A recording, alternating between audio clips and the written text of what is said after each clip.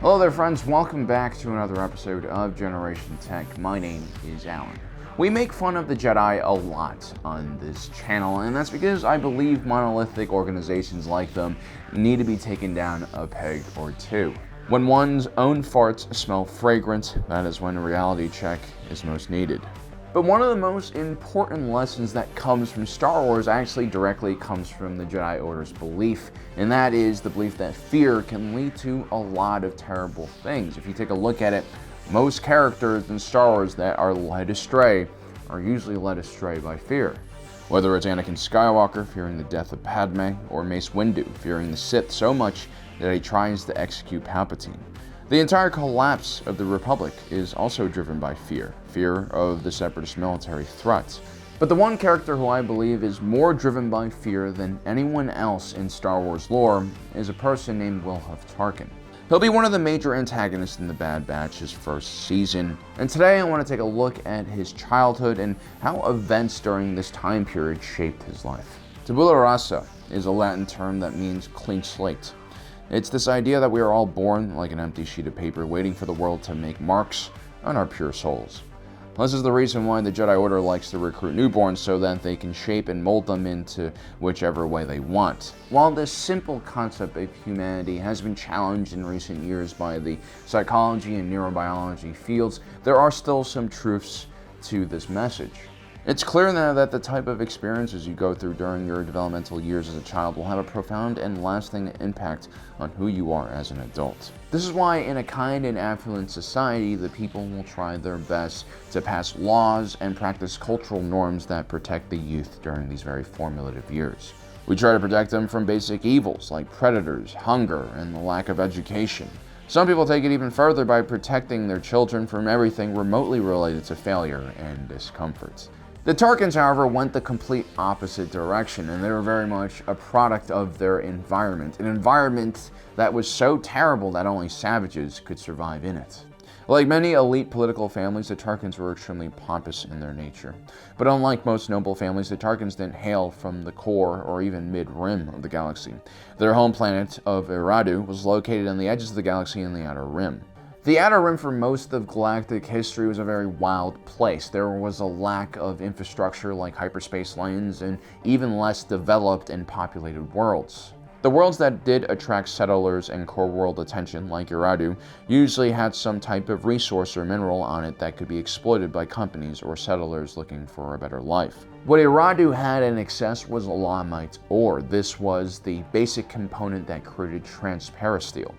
This was an extremely durable yet translucent material that was used on starship viewports. The problem was setting up a Lamite mining operation and shipping operation was extremely expensive and required a lot of startup capital. The only way the settlers on Eriadu could fund their operation was by taking out a high interest loan from the intergalactic banking clan. The terms of these deals were usually not great because, business in the Outer Rim was considered very risky. There was a severe lack of law and order, and bandits and pirates roamed the hyperspace lanes, stealing whatever they could get their hands on. And so very quickly, the Lamite operation on Eriadu ran into some serious financial problems, and soon it seemed like the settlers of Eriadu were about to default on their loan payments. At one point, the intergalactic banking clan almost steps in and just takes over the entire planet. But then, entrepreneurs from the core world of Korog come in and bail out the operation and take over instead. The Tarkin family was amongst the first group of pioneers that traveled to Eriadu from Korog. They brought with them a great amount of capital, which allowed the operation on Eriadu to be scaled up considerably, which made it a lot more profitable. But life during these first few generations on Eriadu was not easy. The Tarkins had to fight back against the planet's dangerous wildlife and extreme wilderness.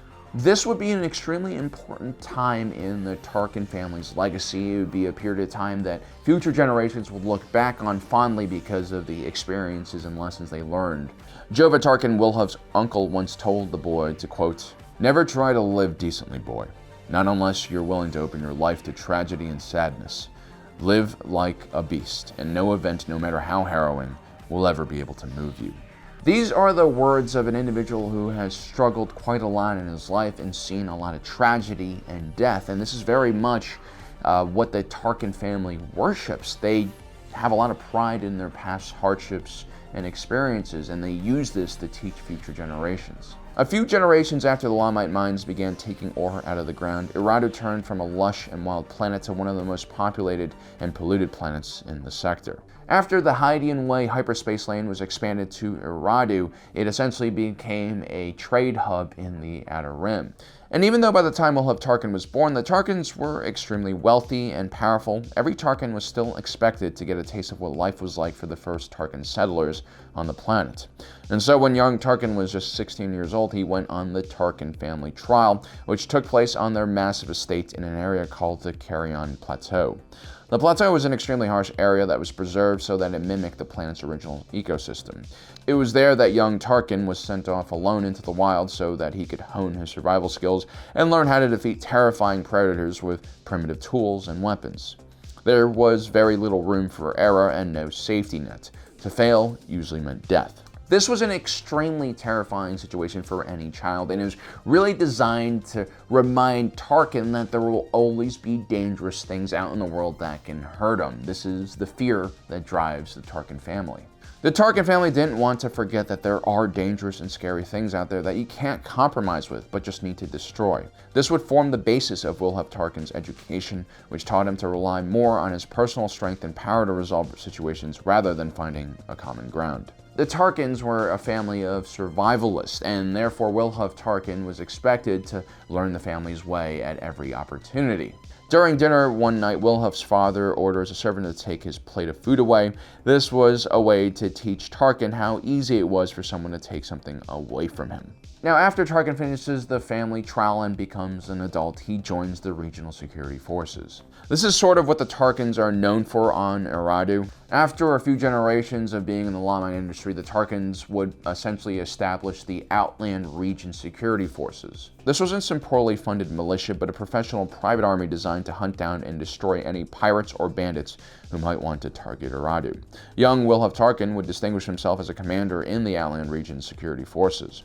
On one mission, Tarkin manages to capture the famous pirate Juana. Instead of arresting her, he places her on her own ship and then slowly sends it flying into the sun. He broadcasts her last moments to not only his entire security force, but to any pirates in the region.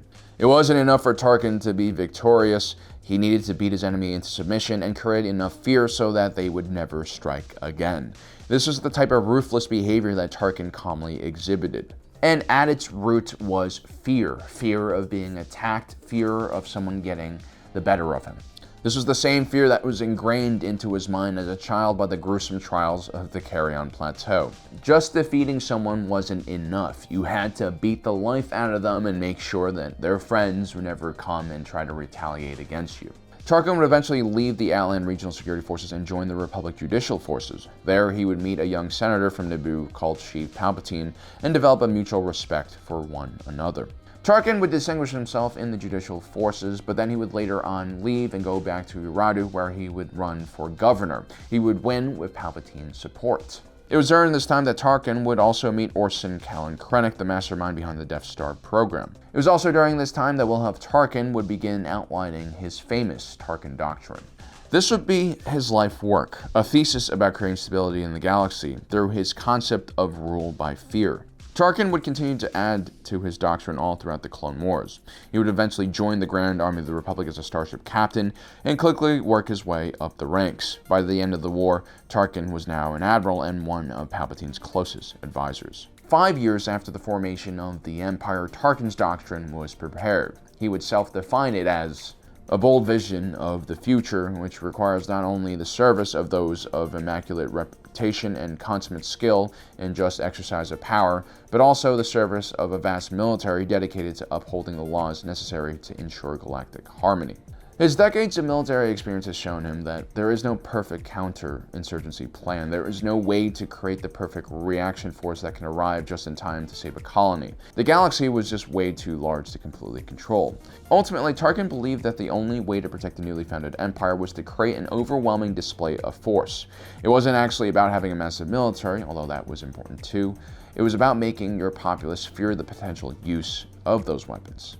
Wilhulf Tarkin, whether he realized it or not, wanted to introduce the same fear that he gained as a childhood to the rest of the galaxy, and he was hoping that would keep everyone under control. To him, fear was the only thing that works at motivating people, which of course is a very toxic and backwards view that comes from his own harsh upbringing. This guy was basically a broken toy. When Wilhulf Tarkin was putting the Death Star through a trial run over the populated planet of Rango-Tan, he purposely had his officers brief the entire station that there were in fact 45 million sentient beings living on Rango-Tan. The point was to see how his gunner team would handle the news of being ordered to fire on so many innocent people. The trial run was ineffective and aborted at the last minute.